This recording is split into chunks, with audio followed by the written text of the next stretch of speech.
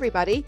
Welcome to Women in Retail Talks, the podcast where C-suite executive women in the retail space share their stories of professional growth, leadership development, personal journeys, and more. I'm Melissa Campanelli, the co-founder of Women in Retail Leadership Circle, which is a membership-based community of executive women at leading retailers and brands. I'm thrilled today to be joined by Fran Dunaway, a media executive turned fashion entrepreneur and co-founder and president of TomboyX, which is a Seattle-based gender-neutral underwear and loungewear brand that was launched in 2013. The brand started as a passion project in collaboration with Fran's wife and co-founder, Naomi Gonzalez, to create the perfect button-up shirt before pivoting to focus on underwear based on the overwhelming demand for their first boxer brief for women. Fran and TomboyX are driven by a belief that brands can be a force for positive change, and their messaging promotes a human agenda to inspire conversation about gender confidence, acceptance, and inclusion. In this episode, we're discussing Fran's career and the inspiration behind TomboyX, an exclusive collaboration TomboyX launched with Target on new designs to celebrate Pride Month, Fran's experience being an openly gay leader, and what's next for her and TomboyX. So with that, thanks for joining me today, Fran. Thank you so much, Melissa. I'm happy to be here. We were just talking about how we've been sort of communicating for years over email, but we've never actually met. So I'm excited to finally meet you. I know it. It's great to come out of the pandemic finally. Exactly. So I talked a little bit about TomboyX at the opener and a little bit about your career, but I would love to for you to walk me through your career and then sort of how TomboyX came about or the inspiration behind it. You bet. You know, I've actually had 3 different career paths and call myself an accidental entrepreneur, but I'm really glad that I got to experience that as part of my career path because it really is a great fit for me, especially the culmination of the things I did in the past. But it wasn't intentional. Prior to this, I was a partner in a media strategies firm, and we produced political ads for Democrats nationwide. And so didn't know a knit from a woven or a P&L from a balance sheet. So it was a pretty big leap. That's great. And then what about the inspiration for TomboyX? How did that come about? You know, I really like a shirt with a collar. I prefer a button-up shirt as opposed to a knit, since I now know the difference. And I really like a shirt like a Robert Graham or a Ben Sherman. I was looking for that for women. And it wasn't out there. So my then girlfriend, now wife, said fortuitously, you know, well, how hard can it be to start a clothing line? So we took the leap and bootstrapped the development of some beautiful button-up shirts. That's so great. How exciting. Going after, you saw a need and you tried to fulfill that need. That's awesome. So I know that your role at the company has changed a bit. We talked a little bit about that earlier. Can you talk a little bit about that? Sure. Yeah. Well, you know, after we made the button-up shirts and launched that, we launched a Kickstarter campaign to pay for the shirts, but we picked the name Tomboy because we thought it was a cute name. And lo and behold, that was a instant brand recognition for a lot of people. We had stepped into a white space that we didn't know was there, but we were pretty sure there were a lot more people like us out there that were just looking for comfort and quality. And so we were lucky in that they told us very loud and clear that what was missing in the marketplace was comfortable underwear, particularly boxer briefs made for women. So we did launch the first boxer briefs made for women. And that's kind of the pivot that we made.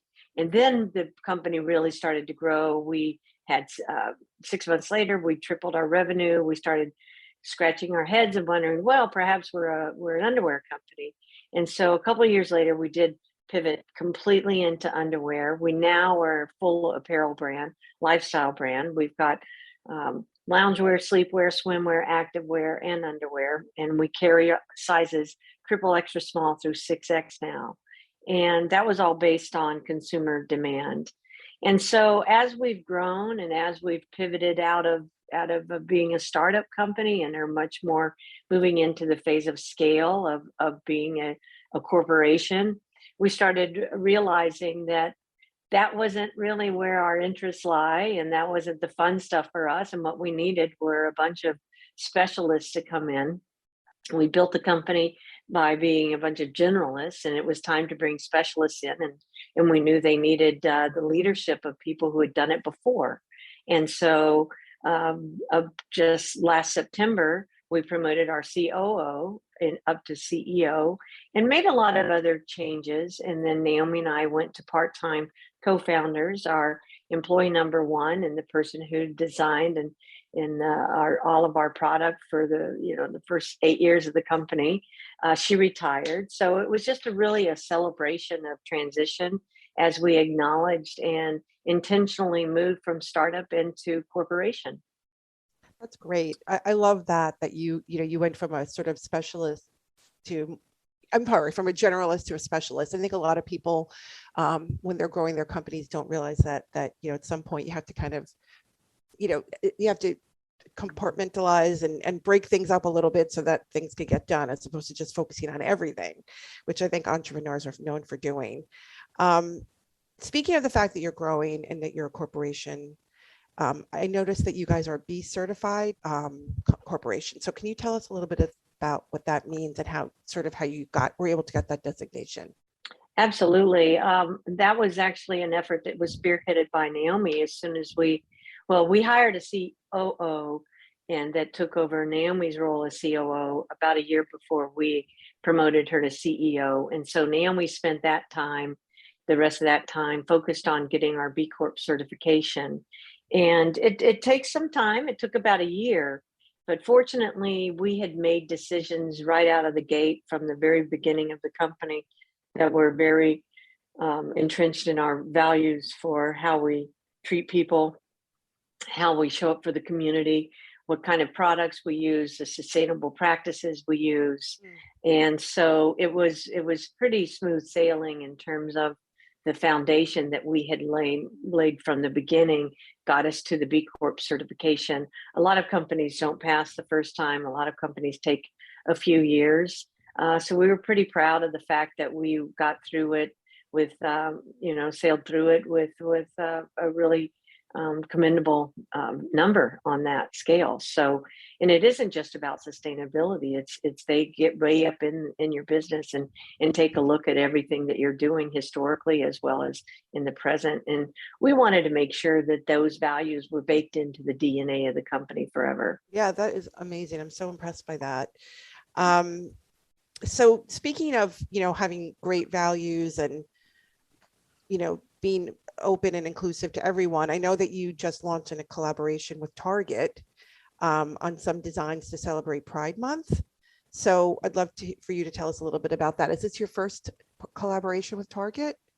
It is. It is. They reached out to us last year wanting to know if we had any interest in working with them on a Pride capsule.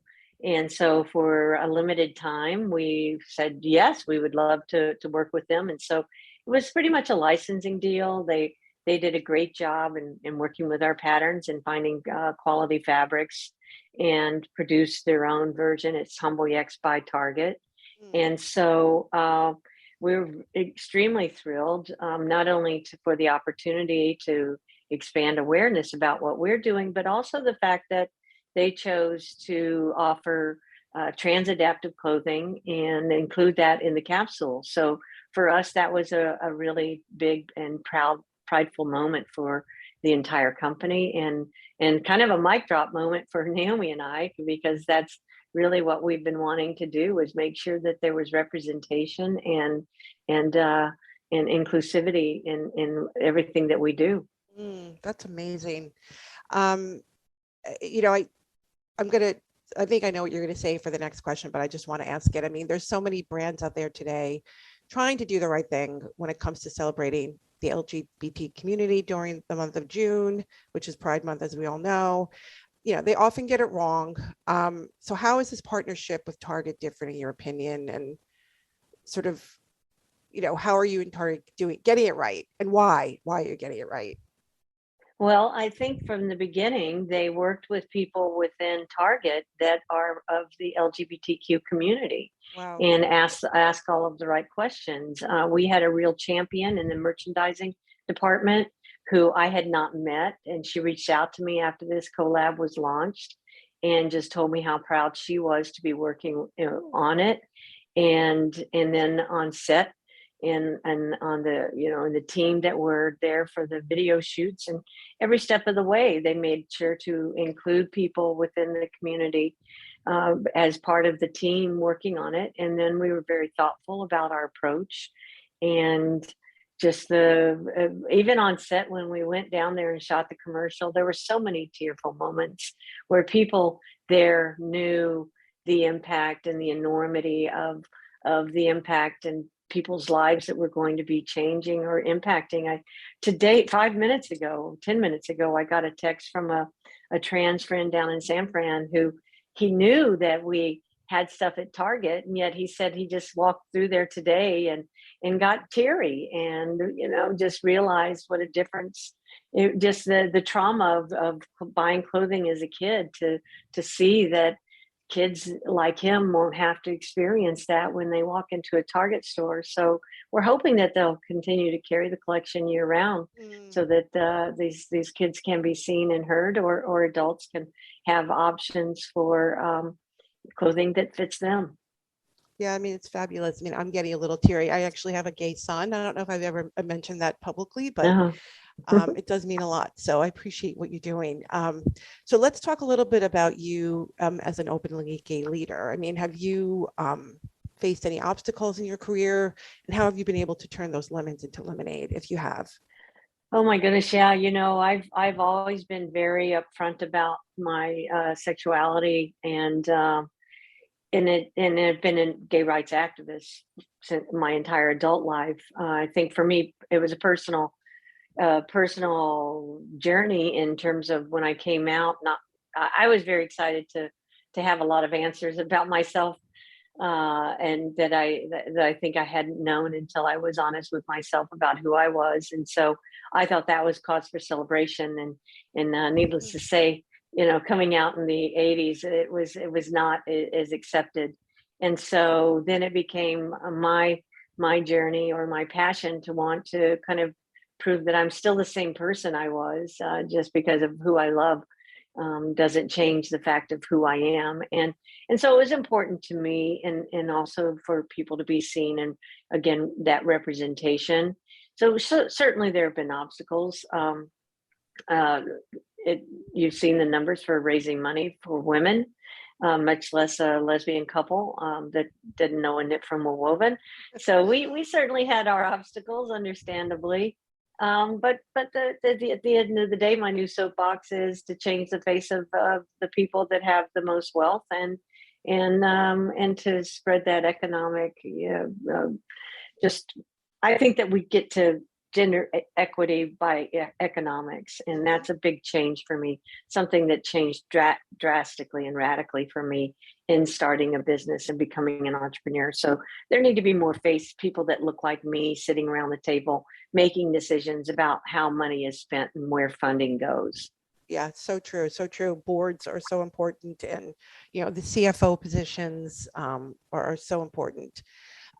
So I have a bunch of other questions here, but we'll try to combine some of them. Do you have any, I don't even know if this question is relevant, because I know your company is an entire B company, but do you have any sort of programs or anything at your company for specifically like ERGs for LGBTQ, or is it just not the way your company works? And do you have any advice for companies that want to get more involved in this at their more traditional companies, I should say?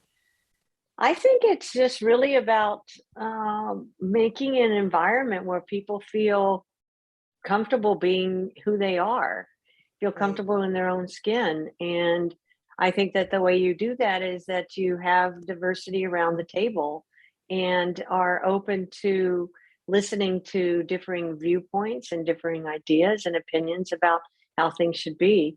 And the more diverse the people around the table are, the better off that the company will be, because you just think about things differently. And I think the data shows that is the truth. And so I think that that's important.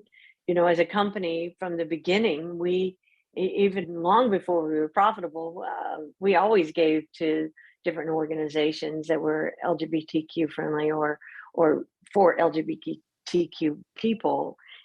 specifically, pride organizations or pride centers, the Trevor Foundation, and we give regularly donations of product and capital to local organizations that house gay youth.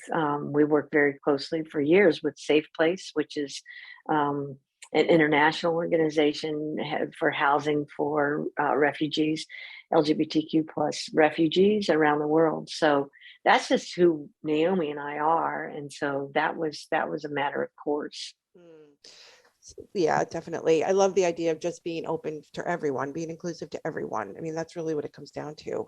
And lastly, how do you use your platform? I know you have such a great way of speaking, and you have a platform clearly about your feelings about being in the LGBT community. So can you talk a little bit about how you use that to raise awareness of the issues impacting members of the group in general?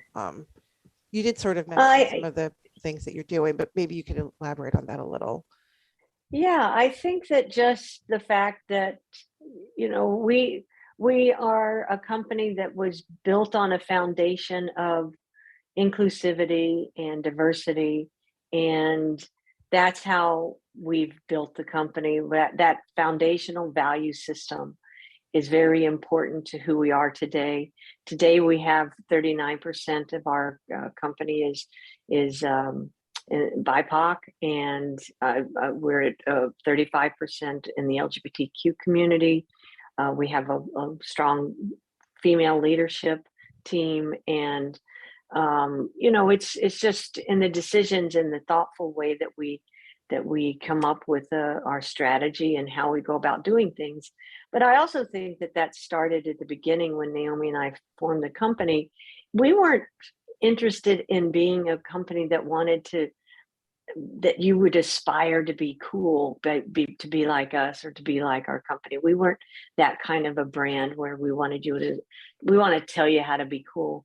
And instead, we wanted to hold up a mirror to you so you could see yourself and who we are and what we're doing, because we think you're cool the way you are. And I think that was really a kind of flipped branding on its head. And I also think that our approach to what style of clothing and how we chose to do the patterns, how we chose to do the fit. And for example, a good example of that is when we decided to expand due to customer demand into the 5 and 6X sizing.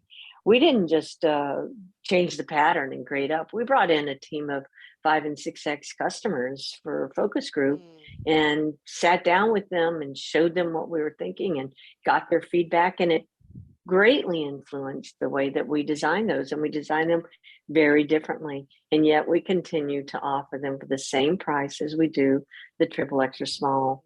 And so, because that to us it's subtle shaming when you have to come into a store, be it online or in person, and your section is over here because of the shape of your body. And so I think being part of the LGBTQ community, we knew what that subtle shaming is like, to be excluded, to be outsiders. And so that's just in the DNA of what we built. Wow, it's so powerful and meaningful to so many people, I'm sure. I mean, is there anything that our listeners can take away, though, in terms of how they can sort of think like you, or think in such an inclusive way at their companies? I mean, I know that's kind of a hard question for you to answer, but I just thought maybe I'd throw it out there. I just think it's important, your work, you spend so much time at work, and you spend so much time. For me, I can't imagine doing work that isn't purpose driven. And so showing up for a paycheck it's not who I am. And so it impacts the choices that I made throughout my career. And I think that people are becoming, you don't have to be working for companies who don't share your values. You don't have to work with people who don't share your values. So be thoughtful and strategic about where you spend the majority of your time to make a living. And I think that's how we really change the world. Mm-hmm. Amazing. So finally, what's next for you and for TomboyX? Well, we're scaling. We're really want to get awareness out. We're growing. We're profitable. We're doing all the right things. I just think that it's time for the whole world to hear about us. So it's all about awareness at this point. Great. Well, thank you so much, Fran. It was so nice to meet you. I really appreciate it. I loved everything that you had to say. So thanks again. Thank you, Melissa.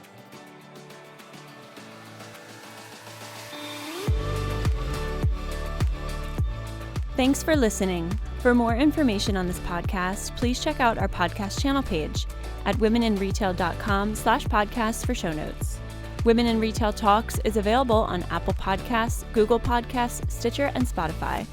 Make sure to subscribe on our podcast channel page as well. If you've enjoyed this episode, please take a few moments to rate and review. To learn more about women in retail and become a member of this amazing community, visit womeninretail.com. Thanks, and until next time, this has been Women in Retail Talks.